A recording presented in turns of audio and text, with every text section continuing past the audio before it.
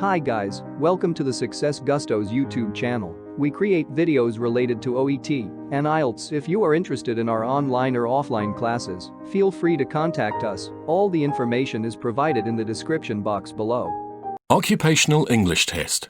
Sample Test 1. Listening Test. This test has 3 parts. In each part, you'll hear a number of different extracts. At the start of each extract, you'll hear this sound. You'll have time to read the questions before you hear each extract, and you'll hear each extract once only. Complete your answers as you listen. At the end of the test, you'll have 2 minutes to check your answers. Part A.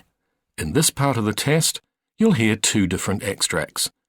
In each extract, a health professional is talking to a patient. For questions 1 to 24, complete the notes with information you hear. Now look at the notes for extract 1. In this part of the test, you will hear Nurse Melissa Sweet interviewing Mr. Jim Fisher, an elderly patient.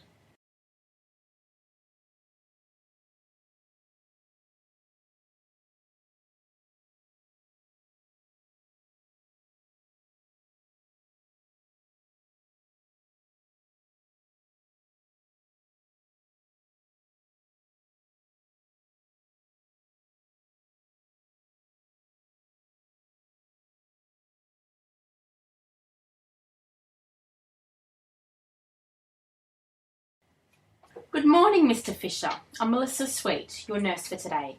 I haven't met you before because I've just got back from my annual leave. Oh, hello, nurse. I'd like to find out a little bit about you. Okay. Now, I can see by your chart that you are 83 and you certainly look fit and well. The only medication we have you on at the moment is Feldene for your arthritis and Panadol for pain. Is that all you take? Yeah, well, I've never been one for taking a lot of pills, but I don't know about the pain. Appearances can be deceiving, you know. I must admit, I've had a bit of a rough trot over the last couple of years. I see. Then I had some sunspots removed from my face. I have this treatment every 6 months. Was that with cryotherapy? Yeah, I think the doctor used liquid nitrogen to freeze them off. It's quite painful. Oh, that's nice for you. Do you have any hobbies or anything that takes you out of the house to meet people? Well, as I said, gardening is what I like doing. And apart from that, I enjoy building model planes, but I don't really get out that much. Now, what brought you into hospital this time? Well, I had an operation on my left shoulder. I think it was some sort of cancer. The doctor had to cut out quite a lot of tissue, but he said he's got it all. Oh, that's good news.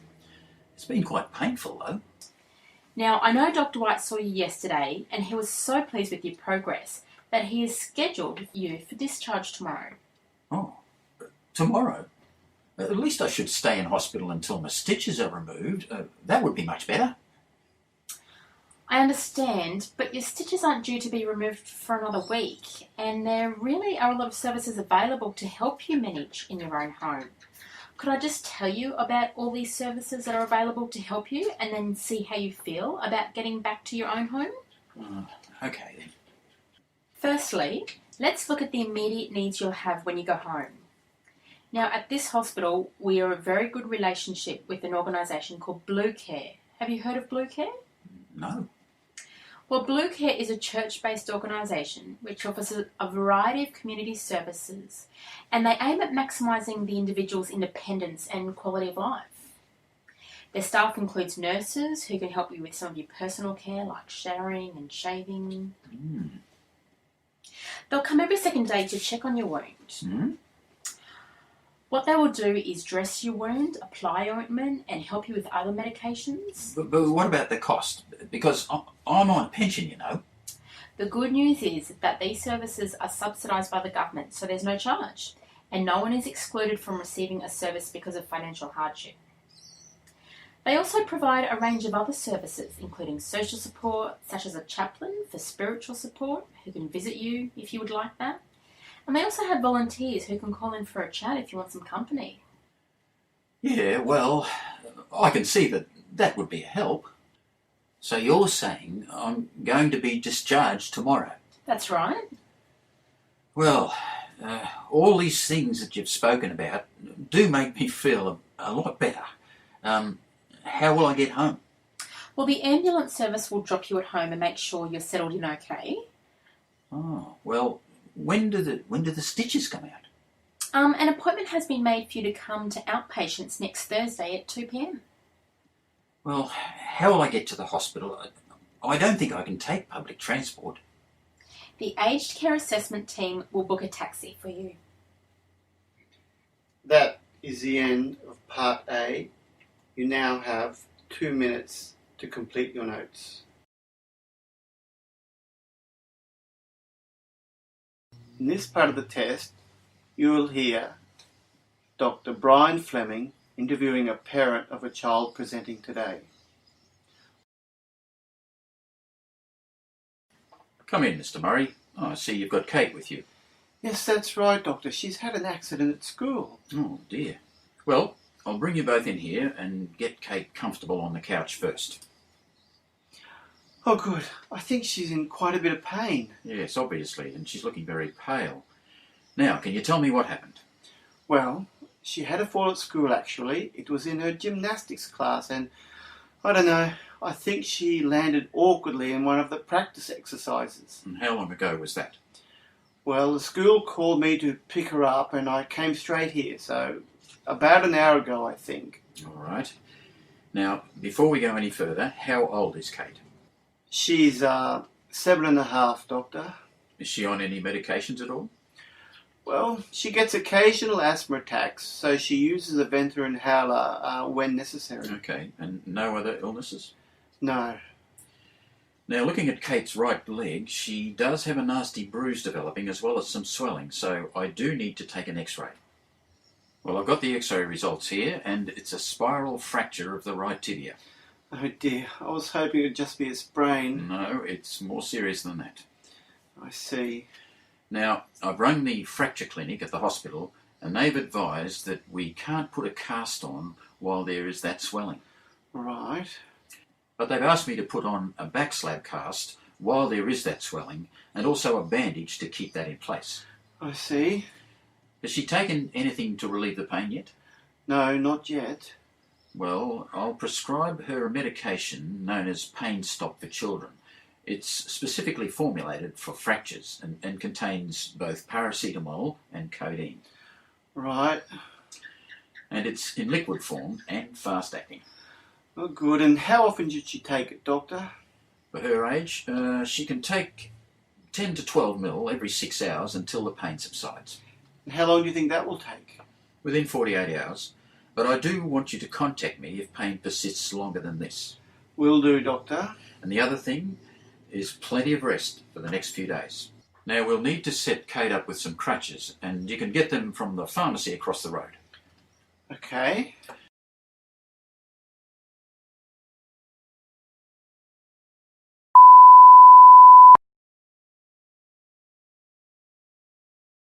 In this part of the test, you will hear 6 different extracts.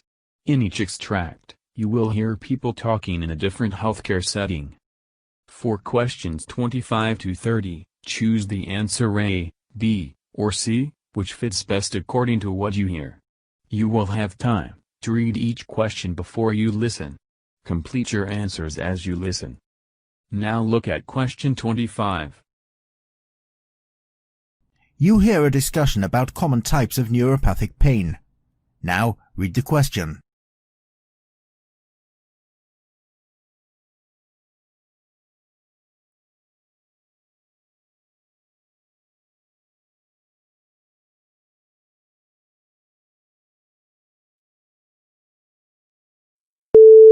Hello, Doctor. What are the common types of neuropathic pain? Well, while there are countless types of neuropathic pain, some of the prominent types include carpal tunnel syndrome. It's caused by nerve compression in the wrists and causes pain in the wrist, thumb and fingers. Central pain syndrome can occur after nervous system damage, such as a stroke. degenerative disc disease, one may feel neuropathic back pain if it causes damage to the nerves entering or exiting the spine. Diabetic neuropathy causes stabbing pain in the hands and feet of some diabetic patients. Phantom limb pain can occur in some patients after a limb is amputated. Postherpetic neuralgia is brought on by an outbreak of shingles and persists after the condition has cleared. Pudendal neuralgia is a type of pelvic pain caused by compression of the pudendal nerve. Sciatica is caused by compression or irritation of the sciatic nerve and often results in shooting pain that radiates down the back of the leg. Trigeminal neuralgia is characterized by shooting neck and facial pain.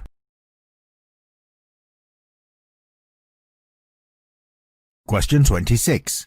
You hear a discussion bronchodilators used to treat chronic obstructive pulmonary disease. Now read the question.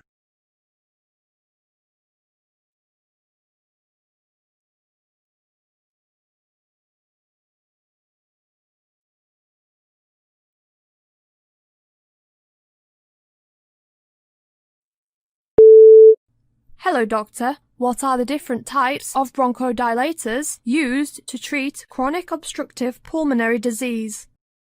Patients with chronic obstructive pulmonary disease are often prescribed a bronchodilator, a type of medication for relaxing the air passages to help breathe better.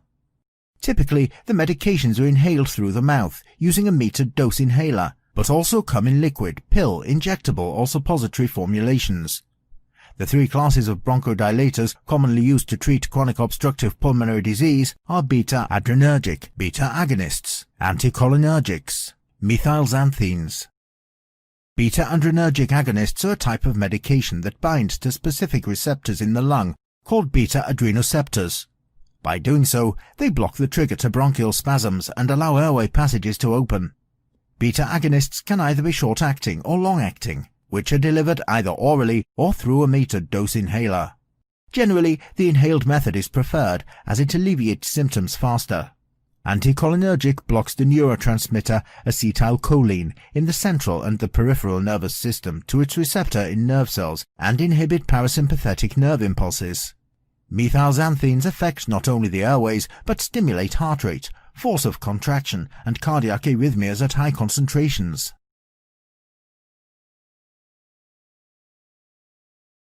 Question 27. You hear a discussion about pancreatic neuroendocrine tumors. Now read the question.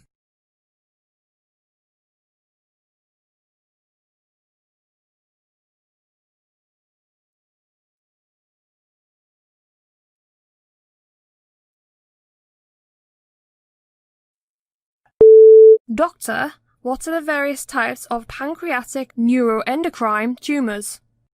There are different kinds of functional pancreatic neuroendocrine tumors. Gastrinoma usually forms in the head of the pancreas and sometimes forms in the small intestine. Most gastrinomas are malignant.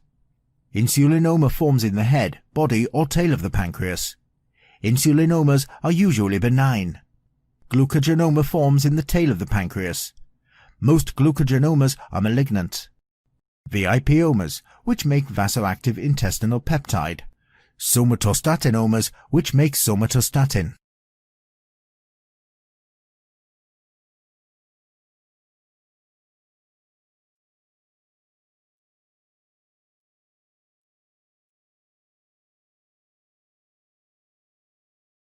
Question 28. You hear a discussion about melasma and different types of melasma. Now read the question.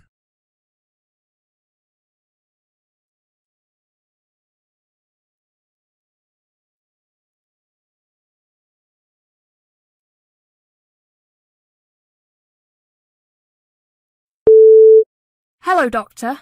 What is melasma and what are the types of melasma? Well, melasma is a common patchy brown, tan or blue-grey facial skin discoloration, normally seen in women during their reproductive period. It typically appears on the upper lips, upper cheeks, forehead and chin of women of 20 to 50 years of age. There are 4 types of pigmentation patterns are diagnosed in melasma: epidermal, dermal, mixed and an unnamed type found in dark-complexioned individuals. The epidermal type is characterized by the presence of excess melanin in the superficial layers of skin. Dermal melasma is defined by the presence of melanophages throughout the dermis. The mixed type includes both the dermal and epidermal type. In the fourth type, excess melanocytes are present in the skin of dark-skinned individuals. Question 29. You hear a discussion about possible causes of arthritis. Now read the question.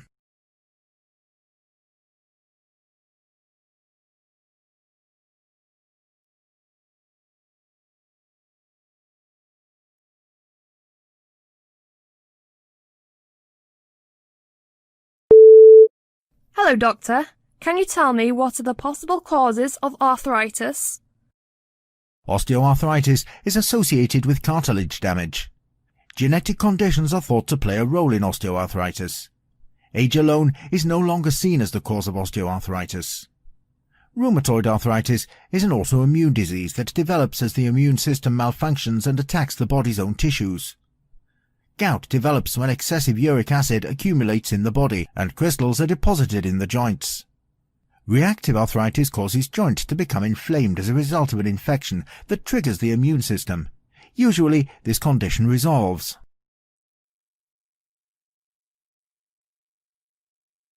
Question 30. You hear a monologue of a physician on granulomas. Now, read the question.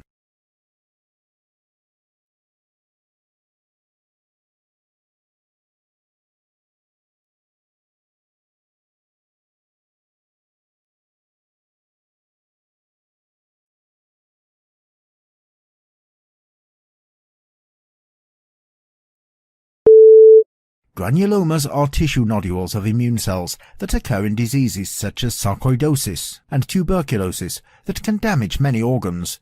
It is the chronic activation of the metabolic sensor mammalian target of rapamycin that is responsible for the granuloma's formation. In sarcoidosis, this mechanism leads to a course that is chronic and difficult to treat. Since mammalian target of rapamycin inhibitors belong to a group of drugs already licensed for clinical use, these findings offer new and quickly testable treatment options.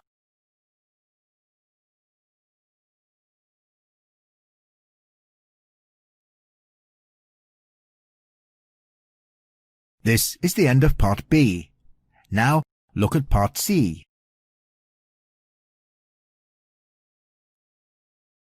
Part C.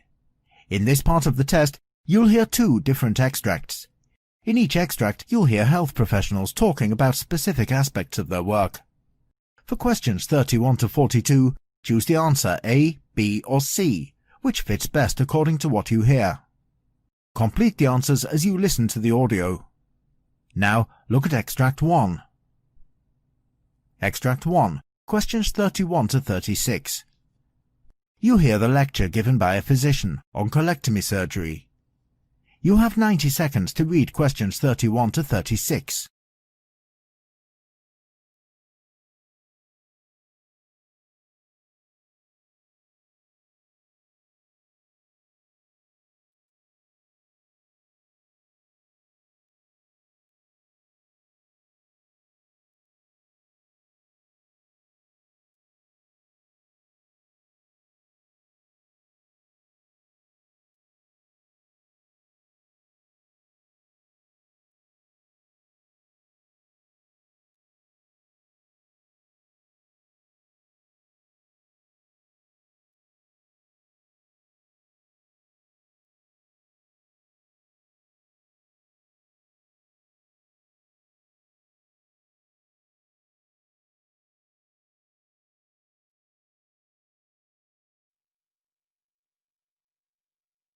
That is the end of Part B. Now look at Part C.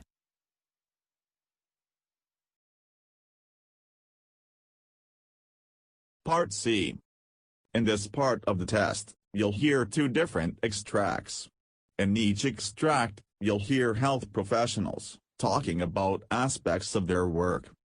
For questions 31 to 42, choose the answer A, B, or C, which fits best, according to what you hear. Complete your answers as you listen. Now look at Extract 1.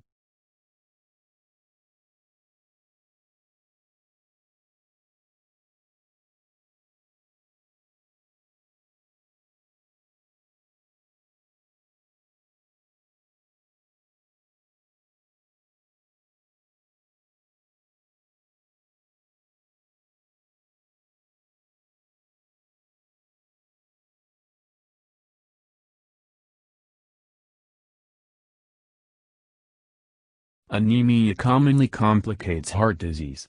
Despite its association with poor outcomes and a biologically plausible argument supporting anemia correction, we found little evidence that use of ASAs erythropoietin-stimulating agents, or blood transfusions improve health outcomes in patients with heart disease.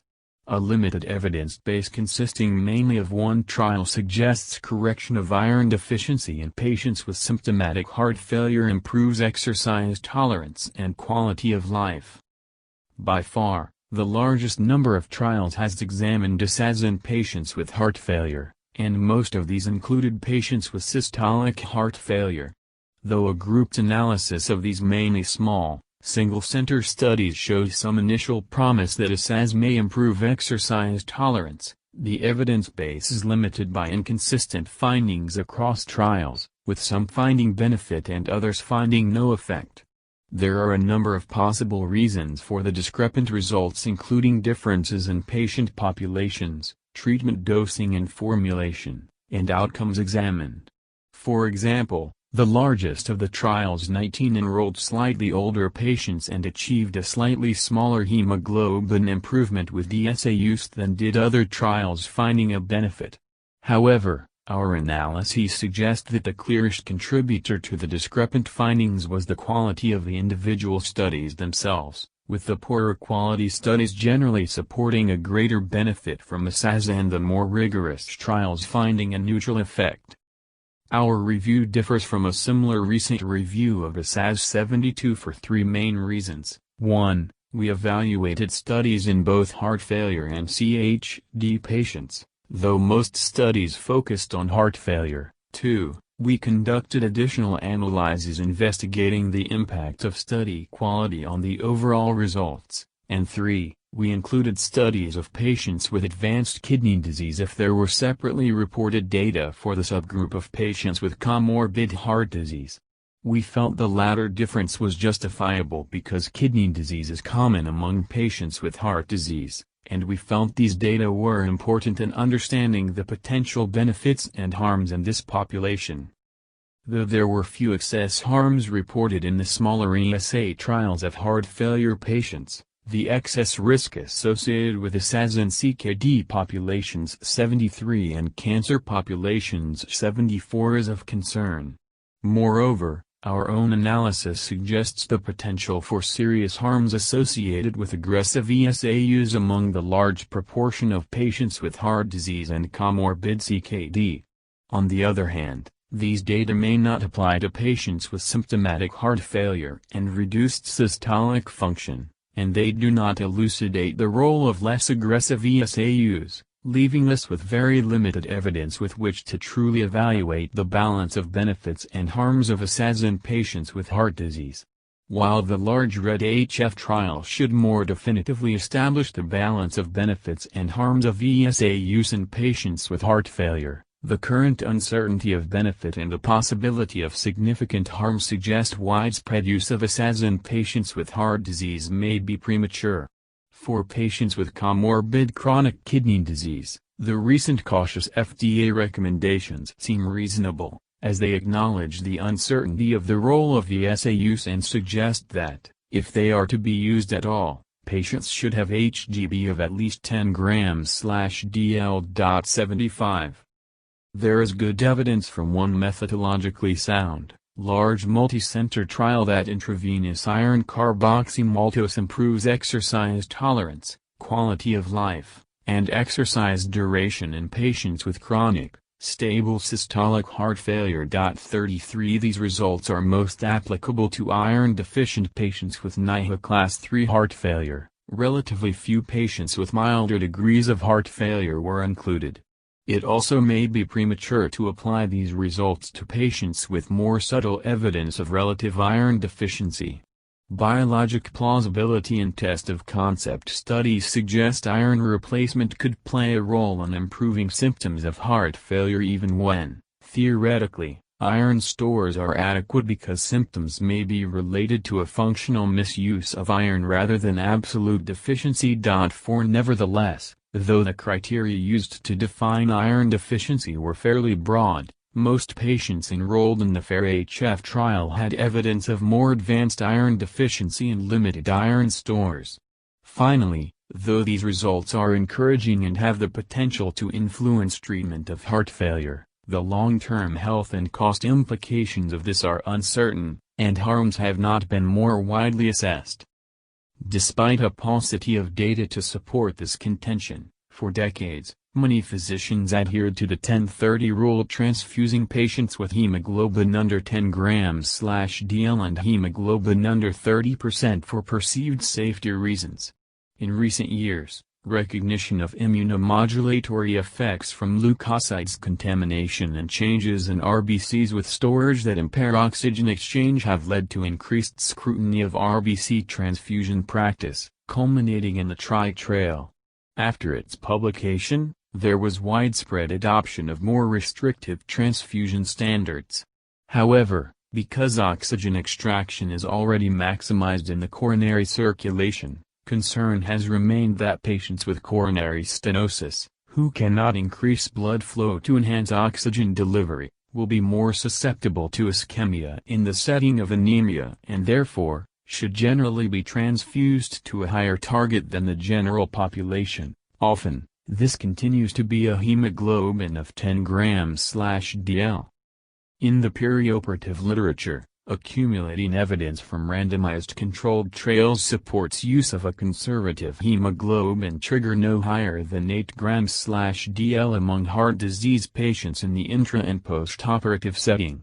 The results of the FOCUS trial, by far the largest study to investigate transfusion use in heart disease with over 2,000 enrolled patients, have thus far been released only in abstract form, but it found no difference in mortality, ability to walk across a room unaided, falls, or readmissions with transfusion at threshold of 8 versus 10 grams/dl.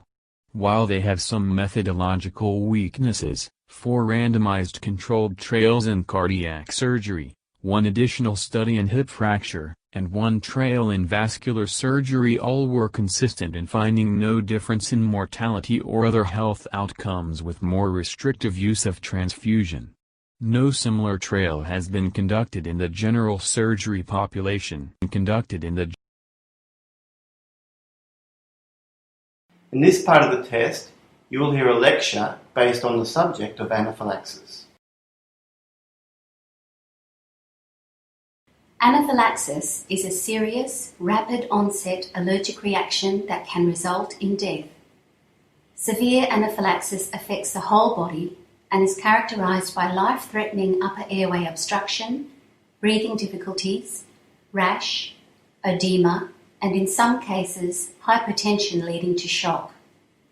Anaphylaxis in children is most often caused by food, and breathing difficulties is a common symptom. Importantly, there is usually a background of hypersensitivity reactions such as hay fever, eczema, or asthma. Anaphylaxis is a medical emergency where immediate treatment is needed to prevent potential death. When exposed to a foreign substance, some people suffer reactions identical to anaphylaxis, but in which no allergy is involved. These reactions are called anaphylactoid, which means anaphylaxis-like reactions. In anaphylaxis, the immune system must be primed by previous allergen exposure. On the other hand, anaphylactoid reactions can occur with no previous allergen exposure at all. An example of something that can bring on an anaphylactoid type of severe reaction is radiographic contrast material, the dye injected into arteries and veins to make them show up on an X-ray. Although the mechanism of an anaphylactoid reaction is different, the allergy treatment is the same. I will now introduce some statistics on anaphylaxis. Anaphylaxis occurs infrequently. However, it is life-threatening and can occur at any time. Milder forms of anaphylaxis occur much more frequently than fatal anaphylaxis. An Australian survey of parent-reported allergy and anaphylaxis found that 1 in 170 school children had suffered at least one episode of anaphylaxis. Another Australian study showed that in areas where native Myrmecia ant species are prevalent, 1 in 50 adults have experienced anaphylaxis after stings from the native Myrmecia species or honeybees. However, deaths from anaphylaxis are uncommon and estimated to occur at a rate of 1 per 3 million population per year. In areas where sting allergy is common, the death rate may be higher than this. Hospital-based studies suggest a death rate in the order of 1 per 100 to 200 episodes of anaphylaxis treated in an emergency department. There is some evidence that the incidence of food allergy and anaphylaxis, like that of allergic rhinitis and atopic dermatitis, may be increasing. The likelihood of an individual having anaphylaxis is influenced by the following points: age, gender, atopy, the genetic tendency to develop classic allergic diseases, source of exposure, prior history of any type of allergic reaction. After an initial exposure to a substance like bee sting toxin, the person's immune system becomes sensitized to that allergen. On a subsequent exposure, an allergic reaction occurs. Severe allergic reactions are usually triggered by a limited number of allergic exposures. These include injection, swallowing, inhaling, or skin contact with an allergen by a severely allergic individual. Examples of injected allergens are bee, hornet, wasp, and yellow jacket stings, and certain vaccines which have been prepared on an egg medium, and allergen extracts used for diagnosis and treatment of allergic conditions. Antibiotics such as penicillin can trigger a reaction by injection or swallowing. Typically, a severe reaction caused by a food allergy occurs after eating that particular food, even a small bite. Allergy to peanuts is an example here. Skin contact with the food rarely causes anaphylaxis. Foods most commonly associated with anaphylaxis are peanuts, seafood, nuts, and, in children particularly, eggs and cow's milk. A severe allergic reaction from an inhaled allergen is rare. An increasingly recognisable example is when an allergic individual inhales particles from rubber gloves or other latex products.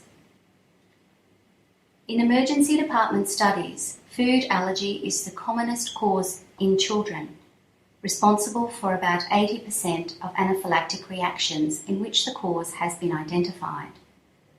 Whereas in adults, foods are implicated in only 20 to 30% of cases. The signs and symptoms of anaphylaxis may occur almost immediately after exposure or within the first 20 minutes after exposure. Rapid onset and development of potentially life-threatening symptoms are characteristic markers of anaphylaxis. Respiratory symptoms are more common in children, whereas cardiovascular and cutaneous symptoms dominate in adults. In part, this may be related to the higher frequency of atopy, asthma, and food allergy in children. Pre-existing lung disease is associated with an increased frequency of respiratory difficulties from any cause, and poorly controlled asthma appears to be the main risk factor for childhood death due to food allergy. Confusion, collapse, unconsciousness, and incontinence are strongly associated with the presence of hypertension and hypoxia. In adults, the occurrence of dyspnea, profuse sweating, nausea, vomiting, and abdominal pain are also significant, as they correlate with the presence of low blood pressure. Anaphylaxis is an emergency condition requiring immediate professional medical attention. Assessment of the ABCs, as in the airway, the breathing, and the circulation, should be done in all suspected anaphylactic reactions. Adrenaline is a drug that should be given by injection without delay. This opens the airways and raises the blood pressure by constricting the blood vessels. Adrenaline comes in multiple formats, one of them called EpiPen, that might be carried by individuals. CPR, cardiopulmonary resuscitation, should be initiated if needed. People with known severe allergic reactions may carry an EpiPen or other allergy kit and should be assisted if necessary. Emergency interventions by paramedics or physicians may include placing a tube through the nose or mouth into the airway, or emergency surgery to place a tube directly into the trachea. Treatment for shock includes administering fluids intravenously through the veins, as well as medications that support the actions of the heart and circulatory system. Antihistamines and steroids may be given to further reduce symptoms after life-saving measures and adrenaline are administered. Anaphylaxis is a severe disorder which has a poor prognosis without prompt treatment. Symptoms, however, usually resolve with appropriate treatment, therefore highlighting the importance of immediate action. There are no long-term effects of anaphylaxis other than the possibility of recurrence of this disease. That is the end of Part C. You now have 2 minutes to check your answers.